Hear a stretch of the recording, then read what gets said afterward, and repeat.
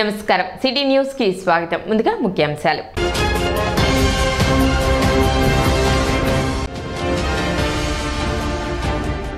రైతులకు నాణ్యమైన ఎరువులు విత్తనాలు అందించేలా చర్యలు తీసుకోవాలి. అధికారులతో కేంద్ర సహాయ మంత్రి పెమ్మసాని.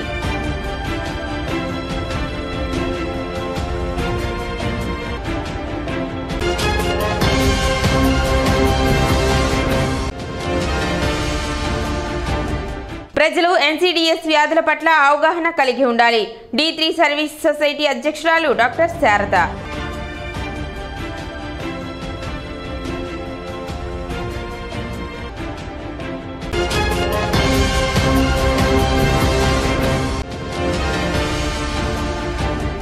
రైల్వే లెవెల్ క్రాసింగ్ సమస్యను రైతులతో కలిసి పరిశీలించిన కేంద్ర సహాయ మంత్రి పెమ్మసాని చంద్రశేఖర్.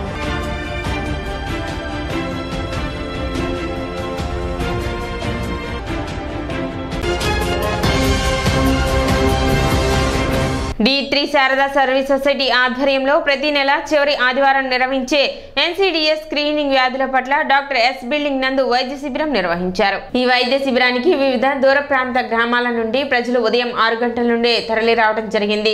నిర్వాహకులు వచ్చిన వారందరికీ పరగడుపున షుగర్ పరీక్షలు, BP పరీక్షలు నిర్వహించారు. ఆ తదుపరి అల్పాహారం అందించి వారికి డాక్టర్ శారద NCDS వ్యాధుల పట్ల తీసుకోవాల్సిన జాగ్రత్తల గురించి వివరించారు.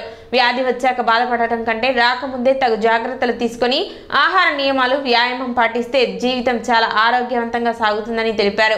ముఖ్యంగా ఇలాంటి అవగాహన కార్యక్రమాలు నిర్వహించడం కొరకే ఇలాంటి క్యాంపులు నిర్వహిస్తున్నామని తెలిపారు. ఆ తదుపరి వారు వాడుతున్న మందులను క్షుణ్ణంగా పరిశీలించి వారికి కావాల్సిన BP, షుగర్, కాల్షియం, విటమిన్స్ మందులను నెలకు సరిపడా అందించారు. ఈ క్యాంపును సుమారు 200 మంది పేషెంట్స్ సద్వినియోగం చేసుకున్నారు.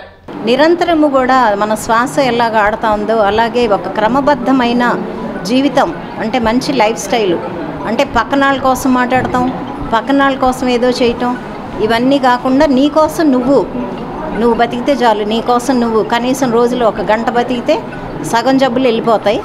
అలాగే పక్క వాళ్ళకు కూడా మనకి తెలిసిన మంచి చేయాలని అనుకుంటే సమాజం చాలా బాగుపడుతుంది. ఈరోజు కూడా మేము విన్నామండి 2 డెత్స్ మరి సభాముఖంగా వాళ్ళకి చెప్పాము. వాళ్ళ ఇరెగ్యులర్ డైట్ ద్వారా అలాగే మరి తీసుకెళ్ళిన మందులు సక్రమంగా వాడకుండా బయట పారేసి ఇష్టం వచ్చినట్లు రోడ్ల మీద ఉన్న ఆహారం తినటం వలన ఎలా మరణాలు సంభవించాయి ఒక స్త్రీకి.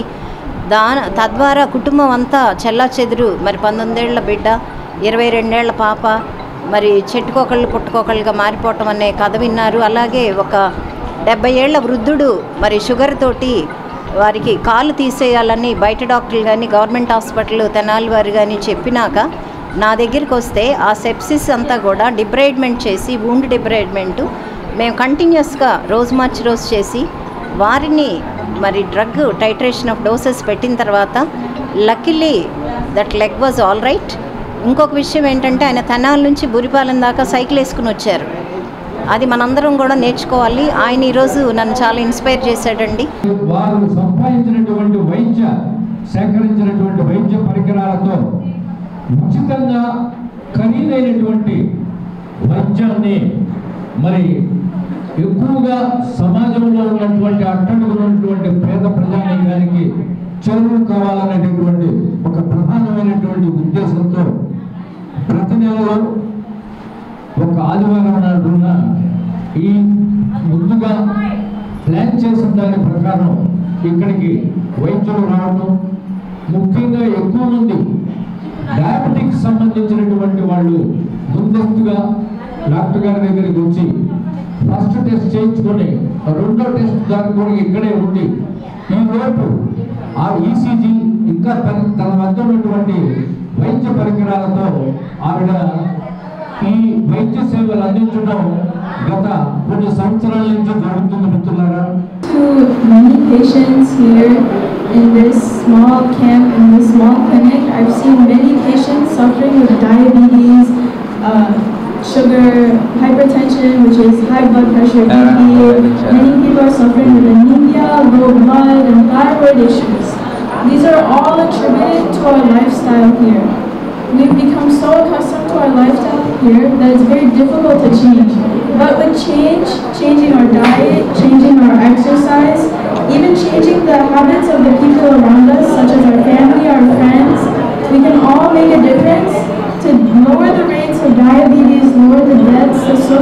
with diabetes, with thyroid conditions, with anemia. All these conditions can lead to very severe outcomes such as heart attack, stroke, many CVA, brain strokes. These are all very unfortunate events, but we can easily prevent them with just simple changes in our diet, taking our medications at the proper time. Tenali మండలం బుర్రిపాలెం గ్రామంలో కేంద్ర సహాయ మంత్రి పెమ్మసాని చంద్రశేఖర్ ఆత్మీయ సమావేశం నిర్వహించారు. సంగం జాగర్లముడి గ్రామం నుంచి బుర్రిపాలెం గ్రామం వరకు దారి పొడవునా కూటమి నాయకులు కార్యకర్తలు స్వాగతం పలికారు. అంగల్కుదురు గ్రామం వద్ద గణేష్ యూత్ అధ్యక్షులు వీరవల్లి మురళి ఆధ్వర్యంలో పూలమాలలు వేసి ఘన స్వాగతం పలికారు.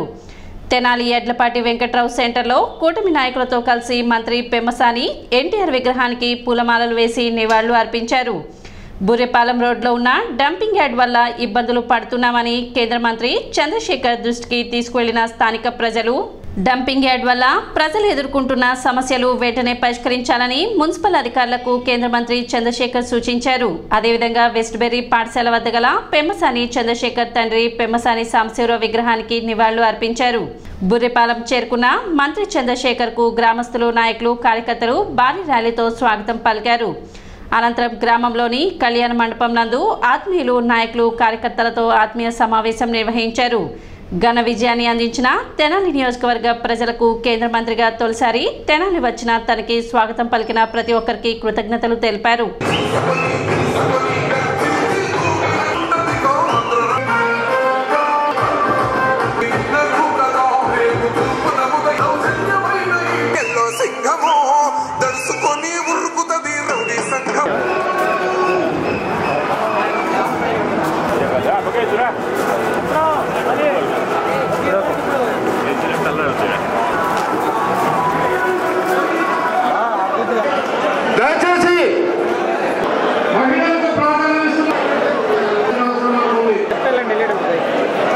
గెలిచిన తర్వాత గుంటూరు వచ్చినా లేకపోతే బుర్రిపాలెం వచ్చినా కూడా అఖండమైనటువంటి అభిమానం, ప్రేమ అందరూ మీరందరూ చూపిస్తూ ఉన్నారు.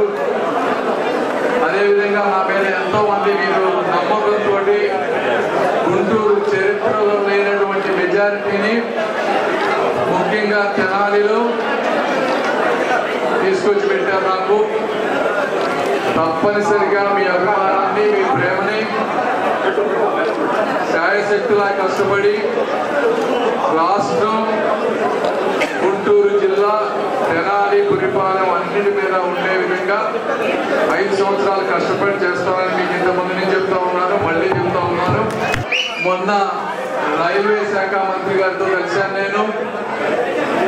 ఆయన కూడా నాలాగనే చిన్న గ్రామం నుంచి వెళ్ళి ఆయన కూడా IAS లో మంచి ర్యాంక్, 27th ర్యాంక్, నా ఎంసెట్ లో 27th రాగానే ఆయన కూడా అమెరికా వెళ్ళి చదువుకొని వచ్చిన వ్యక్తి, మంచి వ్యక్తి. 10 నిమిషాలు కనపడి ఎలా ఉంటే గంట సేపు మాట్లాడుకున్నాం. మాట్లాడిన తర్వాత గుంటూరు జిల్లాకి కావాల్సిన రైల్వే ప్రాజెక్టులు అన్ని కూడా చేసి పెడతానన్నారు. శంకర్ విలాస్ బ్రిడ్జ్ మరి ఇక్కడ ఉన్న వాళ్ళకి ఎంతమందికి తెలుసో తెలియదు కానీ అది 70 సంవత్సరాల కళ గుంటూరు ప్రజలకి. తప్పనిసరిగా అవే కాకుండా మిగిలిన రైల్వే బ్రిడ్జెస్ అన్ని కూడా DPRలు అన్ని చేయించి, ఫాలో అప్ చేయించి, మొట్టమొదటిగా కార్యక్రమం తీసుకొని అవన్నీ చేసే ప్రక్రియ తీసుకుంటాం. ప్రతి ఒక్క మినిస్టర్ తోటి వెళ్ళి కలిసి గత 5-10 సంవత్సరాల్లో తెలుగు రాష్ట్రం, తెలుగు జాతి ఎంత నష్టపోయిందో లెక్కలతో సహా చెప్పి వాళ్ళ అభిమానులతో సాధ్యమైనంత వరకు ఏ రాష్ట్రానికి తీసుకురానటువంటి ప్రాజెక్టులు కానీ ఇంకోటి కానీ తెచ్చే కార్యక్రమం కూడా నిరంతరం కృషి చేస్తానని కూడా మీ అందరికీ తెలియజేసుకుంటూ ఉన్నాను. గ్రామంలో రోడ్లు కానీ, లేకపోతే పేదవాళ్ళకి ఇళ్ళు కానీ, అదేవిధంగా పేద మహిళలు స్కిల్ డెవలప్మెంట్ చేసుకొని స్వయం ఉపాధి తెచ్చుకునే విధంగా కొత్త ప్రోగ్రాం ఒకటి తీసుకొచ్చారు. లక్పతి దీదీలని, సెల్ఫ్ హెల్ప్ గ్రూప్స్ అని. ఈ మూడింటిని కూడా సమన్వయం చేసుకొని ముఖ్యంగా ఈ రాష్ట్రంలో ఈ గ్రామీణ ప్రాంతాన్ని ఏ విధంగా అభివృద్ధి చేయాలో అవి కూడా ఆలోచిస్తాం. బడ్జెట్లు చాలా ఎక్కువ ఉన్నాయి, ఇబ్బంది ఏమి లేదు. పేదవాళ్ళకి ఇళ్ళు అయితే చేయగలిగినటువంటి పరిస్థితి తప్పనిసరిగా ఉంది. మీరు కూడా మన గ్రామంలో ఏ రోడ్లు కావాలో లేకపోతే ఇళ్ళు లేని వారు ఎవరున్నారో కూడా లిస్ట్ ఇస్తే ఈ గ్రామం కానీ చుట్టుపక్కల గ్రామంలో కానీ చేయించే బాధ్యత కూడా మేము తీసుకుంటా ఉంటాం. దేశంలో కరప్షన్ పోయే విధంగా ల్యాండ్ రికార్డ్స్ అనేది కూడా నా దగ్గరే ఉంది. ల్యాండ్ రికార్డ్స్ మొత్తం సెంట్రలైజ్ చేస్తాం. ప్రతి వ్యక్తికి ఈ రాష్ట్రంలో ఈ దేశంలో ఎక్కడెక్కడ భూములు ఉన్నాయో పెమ్మసాని అని కొడితే లిస్టు మొత్తం వచ్చే విధంగా చేస్తాం. వచ్చే 3 సంవత్సరాలు అధికారులు అవినీతి రాజకీయ నాయకుల చిట్టా మొత్తం కూడా తీసే విధంగా ఒక విప్లవాత్మకమైనటువంటి మార్పులు తీసుకురాబోతా ఉన్నాం. దీంట్లో భాగస్వామి చంద్రబాబు నాయుడు గారికి కానీ లోకేష్ గారికి కానీ నన్ను నమ్మి నన్ను భుజం తట్టి ఎంపీ సీట్ ఇచ్చి నాకు కూడా తెలియకుండానే మినిస్టర్ ఇప్పించి నన్ను ఎంతగా ఆశీర్వదించినందుకు వాళ్ళందరికీ కూడా ఎప్పుడు నేను రుణపడి ఉంటానని కూడా మీ అందరికీ తెలియజేసుకుంటూ, మున్సిపల్ పరిధిలో పనిచేస్తున్న స్వీపర్లు జీతాలు పెంచాలని కేంద్ర సహాయ మంత్రి పెమ్మసానికి వినతి పత్రం అందించారు. శనివారం బుర్రిపాలెం ఇచ్చేసిన కేంద్ర సహాయ మంత్రి పెమ్మసాని చంద్రశేఖర్ ను కలిసిన మున్సిపల్ స్వీపర్లు తమకు చాలించాలని 4,000 రూపాయల వేతనం ప్రభుత్వం ఇస్తుందని, గతంలో 1,600 ఉన్న జీతాన్ని చంద్రబాబే సీఎంగా 4,000 చేశారని, మళ్లీ ఆయన ముఖ్యమంత్రి అయ్యారు కాబట్టి తమ సమస్యను ఆయన దృష్టికి తీసుకువెళ్లి జీతాలు పెంచేలా కృషి చేయాలని మంత్రికి వినతి పత్రం అందజేశారు. ఈ కార్యక్రమంలో Vijayalakshmi, K Saritha, R Lakshmi Sai, M Satyavathi, T Venkateswaramma, N Marathamma, Seetha, Yellamma తదితరులు పాల్గొన్నారు.